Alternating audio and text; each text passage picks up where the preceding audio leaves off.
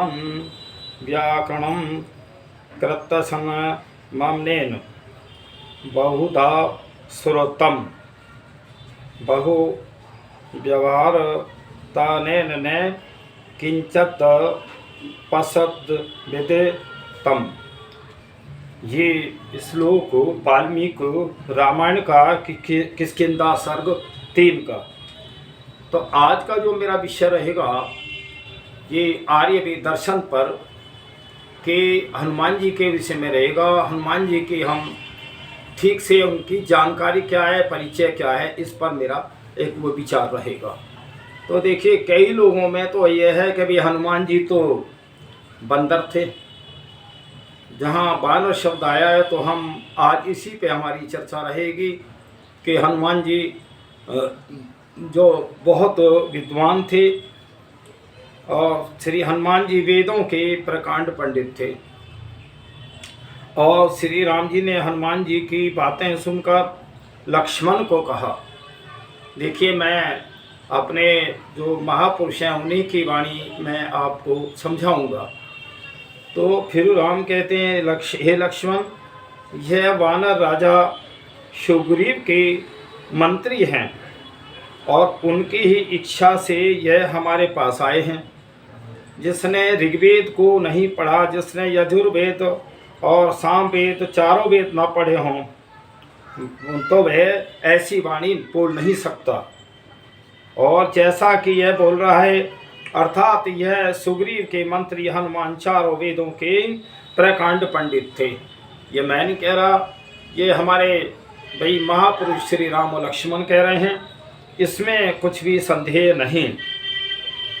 इन्होंने निश्चय पूर्वक संपूर्ण व्याकरण पढ़ा है और क्योंकि बातें करते समय और इन्होंने कोई अशुद्ध शब्द नहीं कहा, तो हर आदमी की बात या विद्वता का उसकी वाणी से पता चलता है।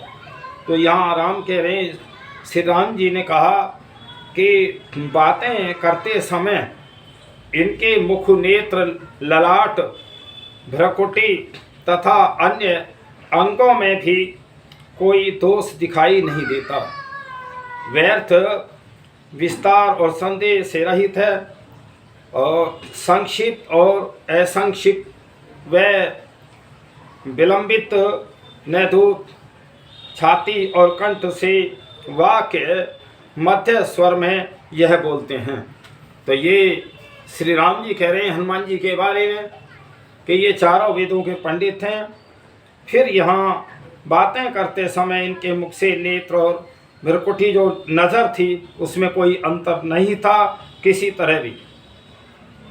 सत्कार और क्रम संपन्न शांति और गंभीर स्वर से यह कल्याण कारक और हृदय को और खींच लेने वाली वाणी बोलते हैं। मतलब ऐसी वाणी थी हनुमान जी की जो अपनी तरफ वो आदमी को अपना कर लेती थी, खींचते थे।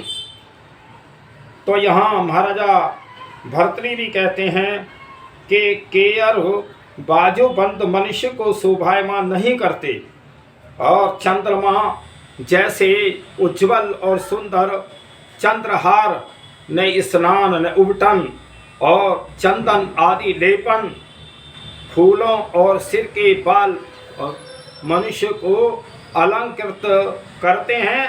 यदि संस्कारों से युक्त और सुधरी हुई वाणी धारण की जाती है तो वही मनुष्य को सुशोभित कर देती है।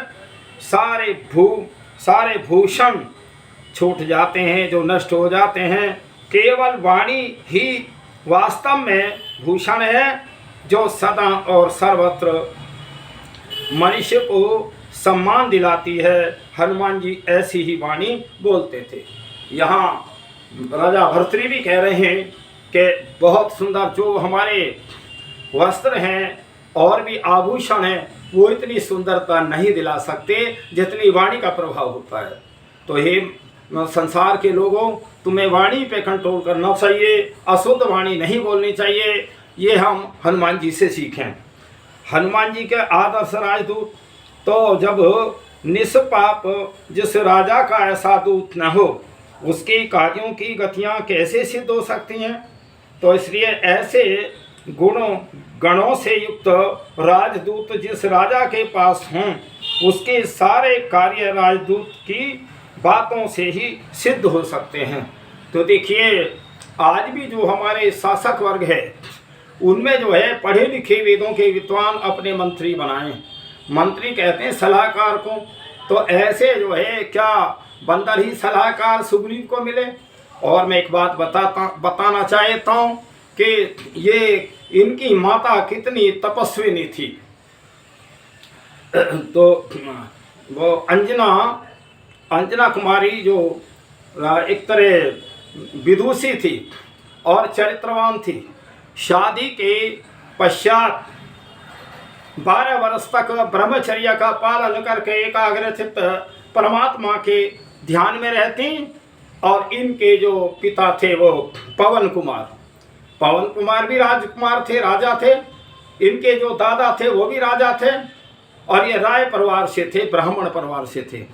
तो इसलिए मैं तुम्हें बताना चाहता हूँ ये जो हमारे इतिहासों को बिगाड़ा है, एक तो ये मूर्ख ढोंगी पाखंडी मूर्ति पूजक लोगों ने बिगाड़ा है, और दूसरे पे और ईसाई मुसलमान ये भी जो है इतिहासों को बिगाड़ने पे रहते हैं। एक दुनिया के लोगों अगर सारे इसी प्रकार इतिहास तुम्हारे बिगड़ते चले गए और महापुरुषों के नाम पे उल्टे सीधे लांछ लगाते चले गए तो तुम्हारा अस्तित्व कहाँ जाएगा, विचार करो। तुम सोचो कि हम सारी दुनिया के मालिक हो जाएं। अरे जब तक वेद के अनुकूल तुम दुनिया के मालिक नहीं बनोगे शांति नहीं हो सकती। वेद ही एक ऐसा वो है जो शांति चाहता है और वेद की वाणी ईश्वरीय वाणी है। तो संसार के लोगों तुम ईश्वर की वाणी वेद को पढ़ो तभी तुम शांति में रह सकते हो। और भाई हनुमान जी की तो जब निष्पाप है राजा का ऐसा दूत हो तो निश्चित ही राजा भी अच्छा होगा। और ऐसे गुणों गणों युक्त राजदूत वो थे मंत्री।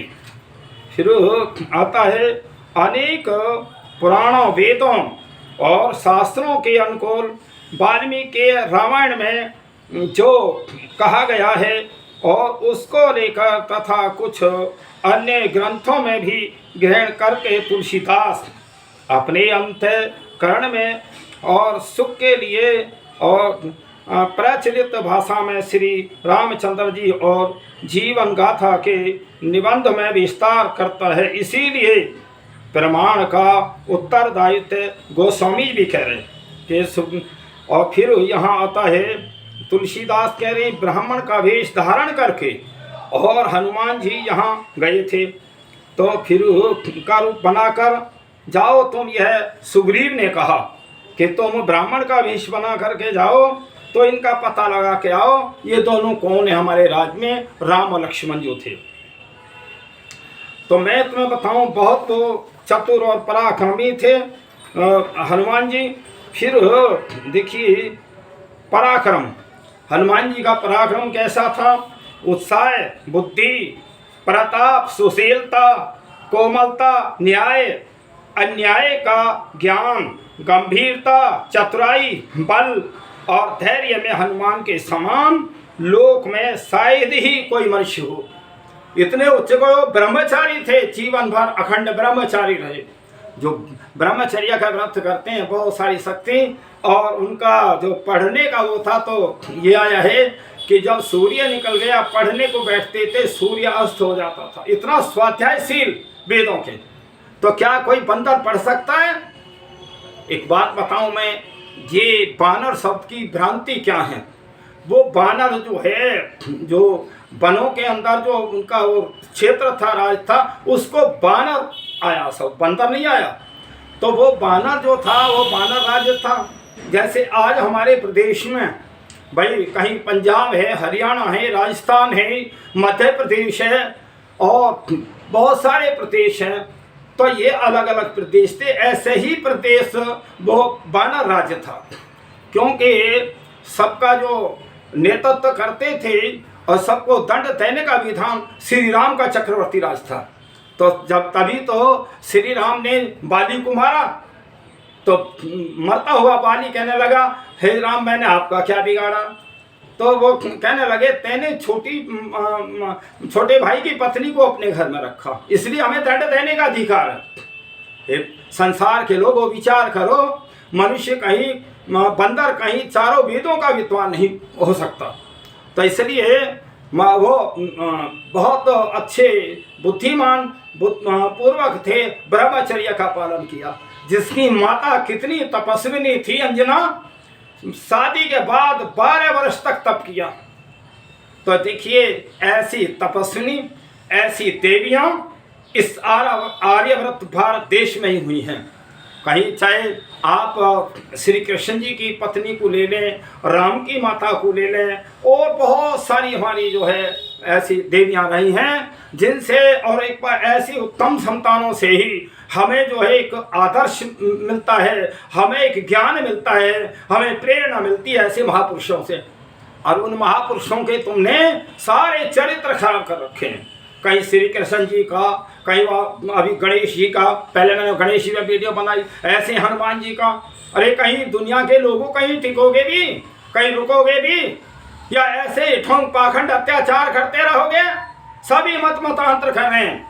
हिंदू, ईसाई, मुसलमान, ये तीनों ही जो है हमारे जो महापुरुष हैं उनके चित्रों को बिगाड़ रहे हैं, बदनाम कर रहे हैं। आखिर तुम अच्छी शिक्षा कहाँ से लोगे, प्रेरणा कहाँ से लोगे, अच्छे मनुष्य कैसे बनेंगे आगे? तुम महापुरुषों का ही जो है जीवन खराब कर रहे हो। तो मैं फिर ये बताना चाहता हूँ, मैं तो सैकड़ों प्रमाण दे दूंगा कि इतने हनुमान जी के बारे में। अब देखिए एक बात सुनो, अगर हम उनको बंदर माने तो प्रस्तुत ग्रंथ का विभिन्न विद्वानों का क्या बानर लोग वस्त्र पहनते थे? आज भी क्या बंदर वस्त्र पहने? और बानर लोग तरह की पोशाकें पहनते हैं। आप उसमें रामायण काल में जाएंगे तो आप बाली, सुग्रीव और उनकी पत्नियों के वो सब देखेंगे। फिर आता है सुग्रीव के नीले वस्त्र होते थे और हनुमान जी के श्वेत वस्त्र थे। बानर लोग भूषण पहले थे तथा सोना व्यवहार में लाते थे, तो सोना चांदी भी इस्तेमाल करते थे। क्या बंदर कर सकते हैं? सुग्रीव के भूषण जो थे, तारा के भूषण, ये आभूषण आ रहे, और सुग्रीव के अंतपुर की स्त्रियों के भूषण, सुग्रीव के सेवक, राम राज्याभिषेक के समय बानरों का, और यह बानरी शब्द आ रहा है, बंदर नहीं आ रहा, भूषण। और बानर राजा सिर पर मुकुट पहनते थे, और बानर राजा छत्र लगाते थे और अपने ऊपर चवर ढुलवाते थे, और छत्र और चवर सोने के युक्त होते थे। बानर राजा सोने के सिंहासन पर बैठते थे। आज के राजा शायद हमारे ना बैठते हों सोने के सिंहासन पे, पर उस समय के राजा बैठते थे।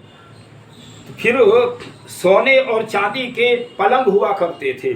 फिर सोने के कलश, घड़े जिनमें जल इत्यादि वस्तुएं रखी जाती। वानरों के ग्राम, नगर होते थे। किष्किंधा नगरी कैसी थी? वानरों के ध्वजों का वर्णन, वानरों के भवन कैसे कैसे होते थे।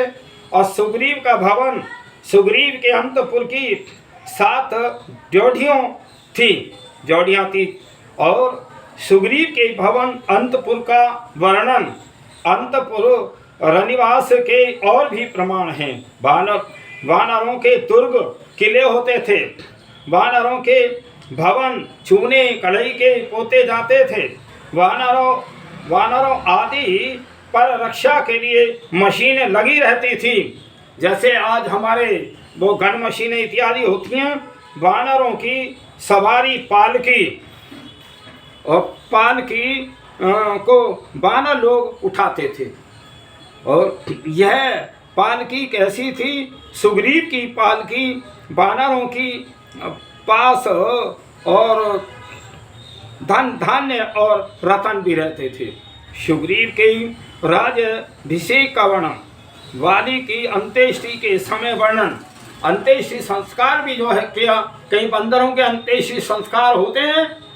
और फिर श्री राम के राज्याभिषेक के समय का वर्णन, वानरों की राज्याभिषेक की विधि और सुग्रीव का राज्याभिषेक छत्र और चवन, रतन आदि उपटन, चंदन आदि होते थे। क्या बंदरों के चंदन उपटन भी होते हैं?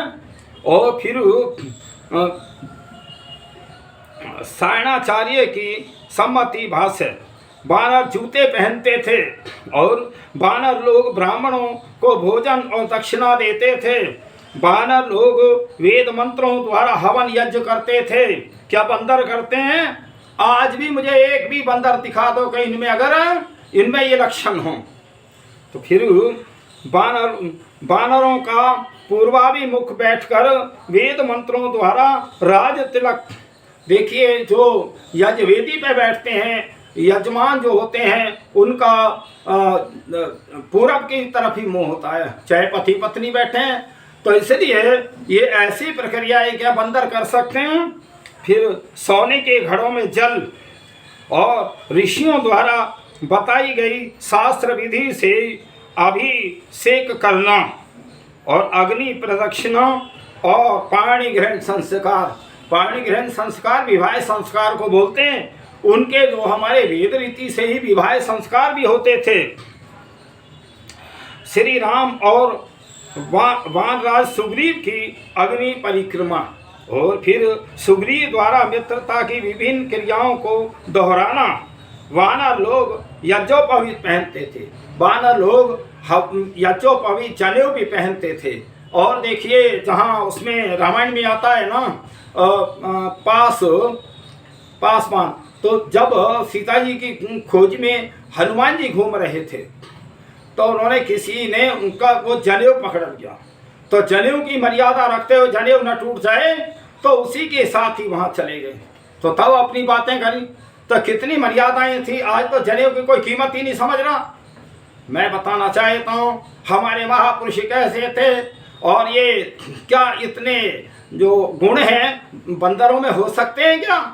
अरे विचार करो, तुम जो है कौन से उसमें जाओगे जो ऐसे महापुरुषों को बंदर बता रहे हो। उनकी आकृति तुमने ऐसी बनाई है, तुम नरक में ना जाओगे तो तुम्हें स्वर्ग मिलेगा। तुम एक तरह लोगों को बहका करके और ये झूठ सच बोल करके कमाई खाते हो इस बात की। तुम नरक में जाओगे, तुम्हें नरक ही मिलेगा जो महापुरुषों की अवहेलना करोगे। तो इसलिए हमें उन महापुरुषों का सम्मान करना चाहिए और हमें उनसे प्रेरणा लेनी चाहिए। फिर आया है वानर लोग यज्ञोपवीत पहनते, वानर लोग अंत्येष्टि संस्कार भी विधि पूर्वक करते थे। ये क्रिया है अंत्येष्टि संस्कार के, आज संस्कार थोड़ी हो रहे हैं कि आज तो वैसे ही अपना उल्टा सीधा एक आध किलो की सामग्री डाली और अपना मुर्दा जला दिया। तो वैदिक विधि से वो करते थे। क्या बंदरों में आज भी है ऐसे जो वैदिक विधि से करते हुए? फिर वानरों द्वारा नदी किनारे चिता का निर्माण करना, नदियों के किनारे जलाते थे। और अंत्येष्टि संस्कार के पश्चात सभी वानरों का स्नान करना, सब नहाते थे। आज भी है प्रक्रिया, तुम स्नान करके मुर्दे को दफना के आते हो तो घर में नहाते हो। फिर वानर राज्य में और मंत्री मंडल का निर्माण, अगर बंदरों के भी कहीं मंत्री होते हुए हैं, ये वानर केवल राज्य था। जैसा ये हमारा क्षेत्र है ना, इसको कहते हैं ये गुर्जरों का क्षेत्र। मैं एनसीआर से बोल रहा हूँ, भारतवर्ष। और कहीं जाट अधिकता में जो होते हैं उनका क्षेत्र बोलते हैं, कहीं जाटों के हैं, कहीं ठाकुरों के, ब्राह्मणों के और अन्य अन्य उसके। तो ये जो था वानर एक राज्य था, क्षेत्र था। वानर से वनों का क्षेत्र था, पर्वतों का क्षेत्र था, इसलिए उसकी अलग पहचान थी। फिर मंत्रिमंडल में विचार विमर्श, वानरों के अनुचर नौकर चाकर भी होते थे। फिर वानरों के गुप्तचर भी होते थे, जो गुप्त विभाग कोई उसमें है तो उसको गुप्त तरीके से अपनी बात को निकाल। वानर लोग युद्ध विद्या नीति अच्छी तरह जानते थे और वानर लोग वेदों और शास्त्रों के विद्वान थे। श्री हनुमान जी वेदों के प्रकांड पंडित थे, विद्वान थे। हनुमान जी व्याकरण के पूर्व पंडित थे। हनुमान जी स्वर प्रक्रिया और वाक व्यवहार पटुता, हनुमान जी आदर्श राजदूत के रूप थे। और श्री लक्ष्मण जी ने भी हनुमान को विद्वान कहा था। और श्री हनुमान जी सर्वशास्त्र विशारद थे। हनुमान जी अनेक भाषाओं के जानने वाले थे। अन्य अनेक वानर भी बड़े बड़े विद्वान थे और सुग्रीव भी विद्वान था। फिर वानर राज बाली की पत्नी तारा भी विदुषी थी। जो बाली की पत्नी तारा थी बहुत वो विद्वान थी, वेदों की पंडिता थी। और श्री राम ने तारा को पंडिता कहा है। और फिर वानर लोग संगीत विद्या भी जानते थे। वानर संग और भेरी बजाते थे। क्या यह बंदर इतना कार्य कर सकते हैं? विचार करो। और वानर लोग मृदंग वीणा आदि वाद्य बजाते तथा राग गाते थे। वानर लोगों का संगीत विज्ञान के विशेष परिचय थे। और वानर लोग वैदिक कर्म कांड और धर्म अधर्म को भी जानते थे। बाली संध्या करते थे, हनुमान भी संध्या करते थे। और फिर बाली वेद मंत्रों का पाठ जप करता था। और पश्चिम सागर पर बाली द्वारा संध्या व जप करना। हनुमान जी भी संध्या विधि भली भांति जानते थे। वानरों पर धर्म शास्त्रों में भी नियम लागू होते थे। वानरों के लिए धर्म शास्त्र का प्रमाण। और हनुमान और वानर किसकी संतान थे? वाल्मीकि रामायण में वानरों की उत्पत्ति का वर्णन। क्या वानरों की माताएं बदरिया थीं और हनुमान जी की क्षेत्रज पुत्र थे? तो फिर क्या वानरियों के पूंछ थी? जब उस समय हनुमान जी की पूंछ तुम लगाते हो तो जितना भी हो उस समय का जो वर्तमान मनुष्य था सबके पूंछ होनी चाहिए। एक बात सुन लो, सृष्टि के आदि से आज पर्यंत जो सृष्टि नियम है और जैसा जो परमात्मा ने बनाया है वो वैसे ही हमारे अंग हैं। ना कोई कम हुआ ना कोई बढ़ती हुआ। और इस दुनिया में 5 तत्व, अग्नि जल वायु आकाश पृथ्वी।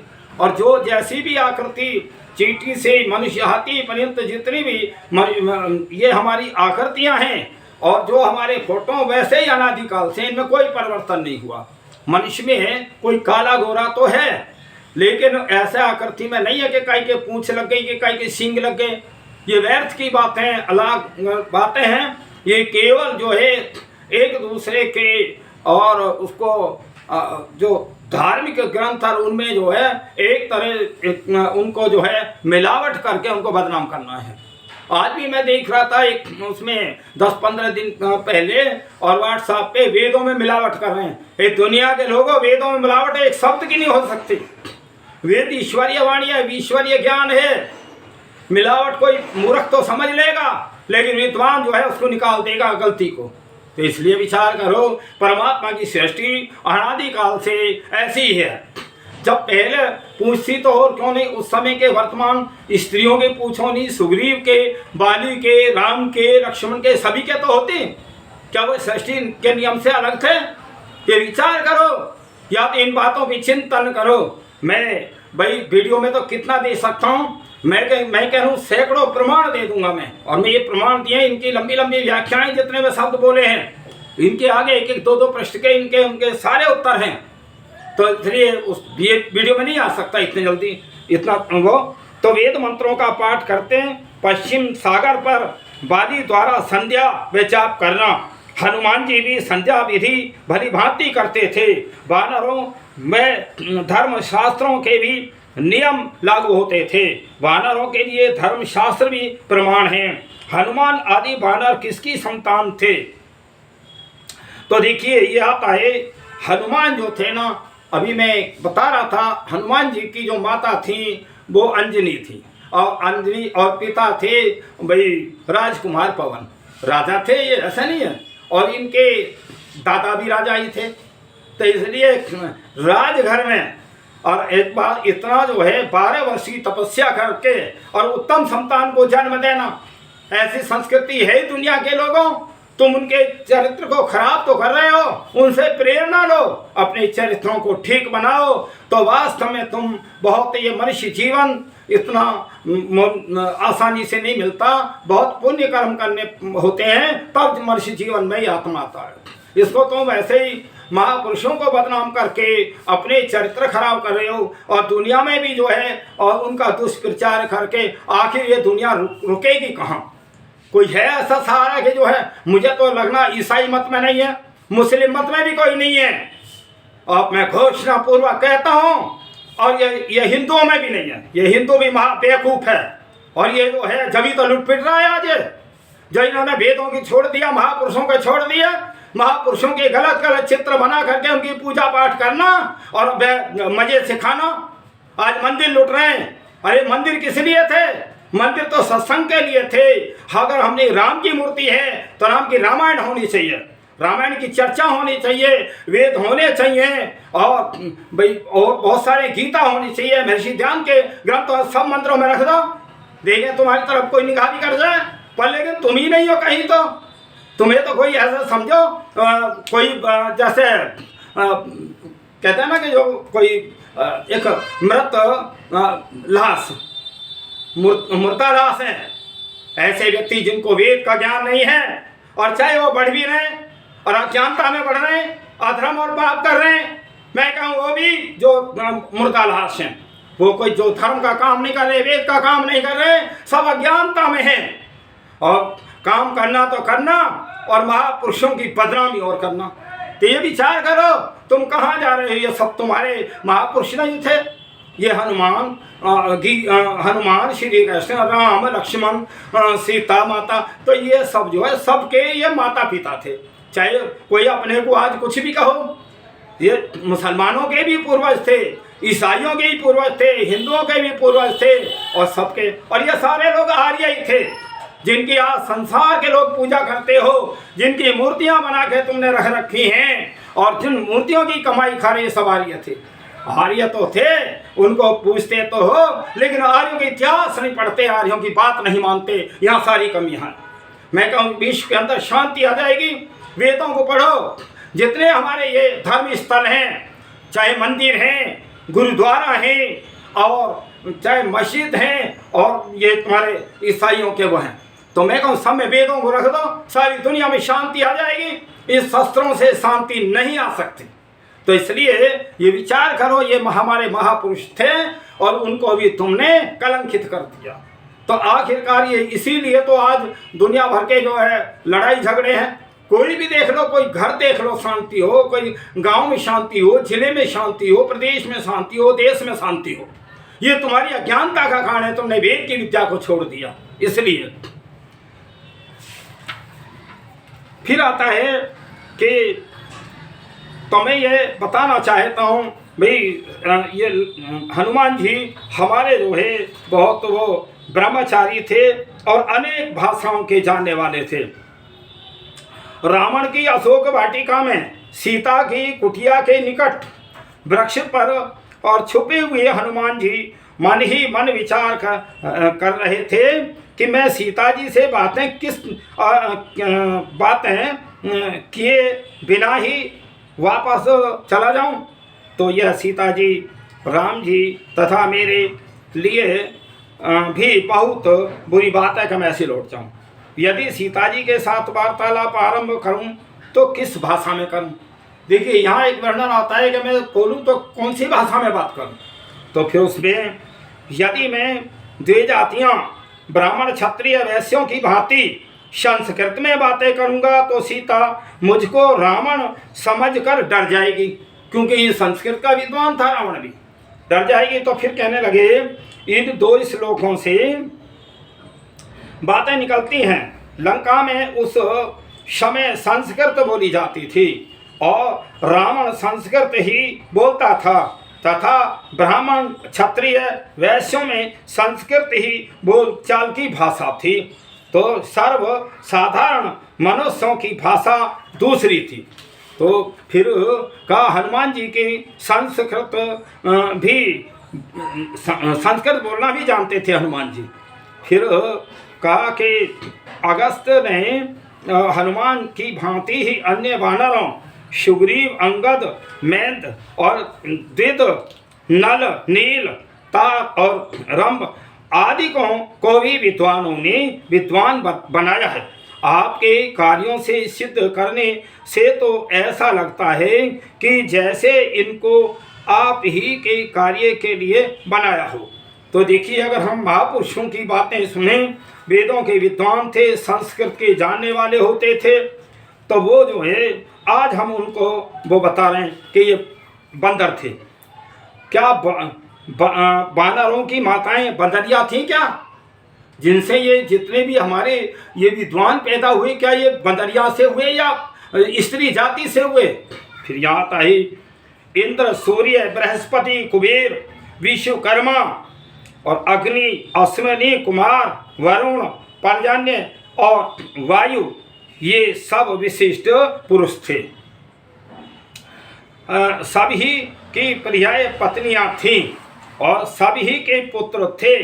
इनमें कई राजा थे, कई ऋषि थे और इन नामों और पदों वाले व्यक्ति सृष्टि के आरंभ से महाभारत काल तक के इतिहास में मिलते हैं। और इन लोगों के ने बंदरियों से तो कदापि गर्भधारण नहीं किया और पशुओं आदि से मैथुन करना धर्म शास्त्र के अनुसार पाप है और राज नियमों में दंड योग्य अपराध है। वर्तमान विधानों के अनुसार भी पुरुषों में मैथुन करने वालों के लिए दंड है। तो अतः यह पाप कर्म और अपराध उन्होंने कदापि नहीं किया। इससे स्पष्ट है कि हनुमान जी आदि की माताएं बंदरियां नहीं थीं और विदुषी माताएं थीं। तो इसलिए एक और दृष्टिकोण में भी इस पर विचार किया जाता है कि महर्षि इस वर्तमान सिद्धांत के आधार पर हम इस परिणाम पर पहुंचते हैं कि मनुष्य और बंदर दो भिन्न भिन्न जातियां हैं और बंदर पुल्लिंग और मनुष्य स्त्रीलिंग या बंदर पुल्लिंग स्त्रीलिंग आपस में मिलकर अर्थात संभोग द्वारा संतान उत्पन्न नहीं कर सकते। सारे विश्व में एक भी प्रमाण ऐसा नहीं है कि जो बंदरिया से मनुष्य पैदा हो और या मनुष्यों से कहीं कोई बंदर पैदा हो। ये विचार करो, इस सृष्टि नियम के विरुद्ध बात है। मैं पहले कह चुका हूँ, ये सृष्टि नियम के विरुद्ध है जो हम ऐसा मनुष्य को बंदर बताते हैं। बंदर जाति मनुष्य जाति के मेल से संतान उत्पन्न हुई। तो इसीलिए यह निर्विवाद है कि जब हनुमान आदि प्रमुख वानरों के पिता इंद्र, सूर्य, बृहस्पति आदि हैं तो उनकी माताएं भी बंदरिया नहीं हो सकती। ये आपको मैं बिल्कुल आज वो ठीक समझ लें इस वीडियो से और ये भ्रांति निकाल दें कि हनुमान जी बंदर थे और हम उनकी पूजा करें। उनके जो है भाई ये सोचो कि हनुमान जी भाई वो वेदों के विद्वान थे।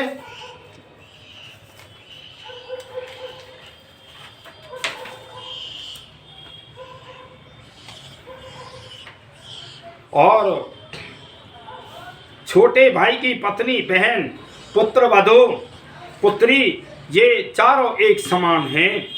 इनको जो कोई कुदृष्टि से देखता है उसके मारने में कुछ भी पाप नहीं है। ये हमारे शास्त्र कह रहे हैं कि छोटे भाई की, जैसे वो लोग कहते हैं ना कि भी वो बाली को मार दिया, तो यहाँ हमारा शास्त्र कह रहा है कि जो अगर कोई आदमी आताताई और अत्याचारी हो तो जो छोटे भाई की पत्नी, बहन, पुत्रवधू, पुत्री, ये चारों एक समान हैं। इनको जो कोई कुदृष्टि से देखता है उसके मारने में कुछ पाप नहीं। अगर हम इस उसको आज के समय में आकलन करें तो सारी मर्यादाएं भंग हैं। भाई बहन से रिश्ता कर रहे हैं, बेटी से बाप कर रहा है, क्या है ये मर्यादाएं हैं क्या? वो मर्यादाएं सीखना तो अलग रहा और उनकी जो है तुम आप मजाक पर उड़ाते हो। इसलिए विचारशील सज्जन विचार करते हैं कि यह ऊपर कहा गया जो बाली द्वारा रूमा के साथ किया गया सनातन धर्म बंदरों का है या मनुष्यों का। यहाँ भी ये इस प्रमाण से सिद्ध हो रहा है कि ऐसा धर्म बंदरों में मिलेगा या मनुष्यों में मिलेगा। तो मैं पूछना चाहता हूँ, क्या बंदरों में भी माता बहन बेटी अनुज वधू और पुत्र वधू के नाते माने जाते हैं और इसके साथ समागम करना पाप है और यह बंदरों में भी माना जाता है क्या? फिर आता है प्रत्येक बुद्धिमान को कहना पड़ेगा कि निश्चय ही यह मनुष्यों के धर्म हैं, पशुओं के नहीं हैं। ये बंदर हुए, पशु हुए, पक्षी हुए, ये क्या जाने कौन बहन है, माता है, क्या है। तो इसलिए पशुओं के नहीं, पशुओं में इनका सर्वथा अभाव है और बंदरों में न कोई अपनी पत्नी है, न पराई, न अनुज वधू, न पुत्र वधू, न पाप और न पुण्य है। तो ये फिर इतने हमारे धर्म युक्त हमारे महापुरुष थे, आज उनमें जो है उल्टा लांछ लगा करके मनुष्यों को ही तुम बंदर बता रहे हो। तो ये संसार के लोगों विचार करो, ऐसा नहीं, ये महापुरुष सबके थे। कोई भी चाहे गलती से कहाँ भूल हुई, कहाँ गलती हुई, उसमें सुधार करो, आगे को अपने महापुरुषों को बदनाम मत करो, इससे तुम्हें बहुत बड़ी हानि होगी और हानि हो रही है। और फिर कहा श्री राम जी ने बाली को मारा तो बाली ने राम जी से यह दोषारोपण किया कि आपने मुझे निरपराध निर्दोष को मारकर पाप का कार्य किया है। तो बाली कह रहा है कि तुमने मुझे मार के तुमने पाप किया है राम को। तो यहाँ कह रहे हैं मैंने तुमको क्यों मारा, अब इसका कारण भी समझ लो। तुमने सदा से चले आए धर्म को त्याग कर छोटे भाई सुग्रीव की भार्या पत्नी को बरतते थे। फिर कहा महात्मा सुग्रीव के रहते हुए और उसकी पत्नी रूमा के साथ तुम व्यभिचार करते थे, तो जो तुम्हारी पुत्रवधू के समान है यह पाप कर्म है, इसलिए मारा। फिर आया मैं कुल से भी और गुण कर्म स्वभाव से भी क्षत्रिय हूँ। यह राम कह रहे हैं कुल से इसलिए कि मेरे पिता पितामह आदि भी गुण कर्म स्वभाव युक्त तो क्षत्रिय थे, मैं उनकी कुल में जन्मा हूँ और अपनी सहोदरी बहन और छोटे भाई की पत्नी और इनमें काम वासना दुराचार करे तो उसको मार देना उसके लिए निश्चित दंड है। मैं कहता हूँ एक ही नियम को लागू करते हैं ना, सारे संसार में कम से कम 10 लोग फांसी पर लटक जाएंगे, क्योंकि ये नियम के विरुद्ध है, शास्त्रों के विरुद्ध है। कहाँ जहाँ कोई आज समाज में इतनी वो है कि बिल्कुल ना कोई बहन समझ रहा ना माँ समझ रहा ना, इतना बुरा जो है इसमें व्हाट्सएप में आता है। तो इसलिए जो है श्री राम ने जो है उसको मारा। तो यहाँ